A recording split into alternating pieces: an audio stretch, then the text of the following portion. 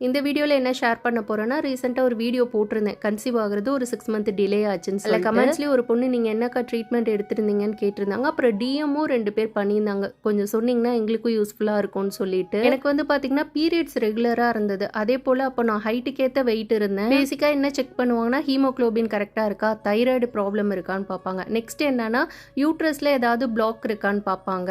அதுல பிளாக் ஏதாவது இருந்துச்சுன்னா அதுக்கேற்ற மாதிரி ட்ரீட்மெண்ட் வந்து பண்ணுவாங்க. லக்கிலி எனக்கு இந்த எந்த பிரச்சனையுமே இல்ல. ஸோ ஆல்ரெடி அந்த வீடியோல சொன்ன மாதிரி உங்களுக்கு ஃபுல்லா ஸ்ட்ரெஸ் தான் சொல்லிட்டு ஃபோலிக் ஆசிட் டேப்லெட் மட்டும் கொடுத்தாங்க. இதுதான் பேசிக் டெஸ்ட். நீங்க பிரெக்னன்சிக்கு ட்ரை பண்றீங்க அப்படின்னா பேசிக்கா என்னெல்லாம் பண்ணலான்றது சொல்றேன்.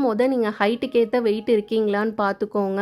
இப்போ வெயிட் நீங்க அதிகமா இருக்கீங்க அப்படின்னா ஒரு ஹெல்தியான டயட்டை ஃபாலோ பண்ணிட்டு டெய்லி ஒரு ½ அன் அவர் ஆச்சு யோகா இல்லைன்னா வாக்கிங் கண்டிப்பா போங்க. இது போல பண்றதுனால உங்களுக்கு பாடியில பிளட் சர்க்குலேஷனை இம்ப்ரூவ் பண்ணும். நெக்ஸ்ட் உங்க பீரியட் சைக்கிளிங் வந்து தெரிஞ்சுக்கோங்க. 26 டேஸா 27 30 டேஸா அதை நீங்க கரெக்டா நோட் பண்ணி வச்சுட்டு பீரியட்ஸ் ஆன ஒரு 5 டேஸ்க்கு அப்புறம் ஓவாலுவேஷன் வரும். அப்ப ஃபேமிலி லைஃப்ல இருக்கும் பொழுது ஈஸியா கன்சீவ் ஆக சான்சஸ் இருக்கு. ஃபுட்ல பாத்தீங்கன்னா கீரை, காய்கறிகள், எக், அதுக்கப்புறம் லிவர், நட்ஸ்லாம் எடுத்துக்கிட்டோம்னா ரொம்ப நல்லது. இன்னொரு ரொம்ப ரொம்ப முக்கியமான விஷயம், ஸ்ட்ரெஸ் ஆகாம இருக்கணும். அதுக்கேத்த மாதிரி நீங்க மைண்டையும் மனசையும் லைட்டா வச்சுக்கோங்க. அதுக்கு பாத்தீங்கன்னா ஸ்மோக்கிங், ஆல்கஹால் அந்த ஹேபிட் இல்லாம இருக்கிறது இன்னுமே ரொம்ப நல்லது. ஸோ இந்த வீடியோல எனக்கு டாக்டர் என்ன சொன்னாங்களோ அதை தான் நான் ஷேர் பண்ணியிருக்கேன்.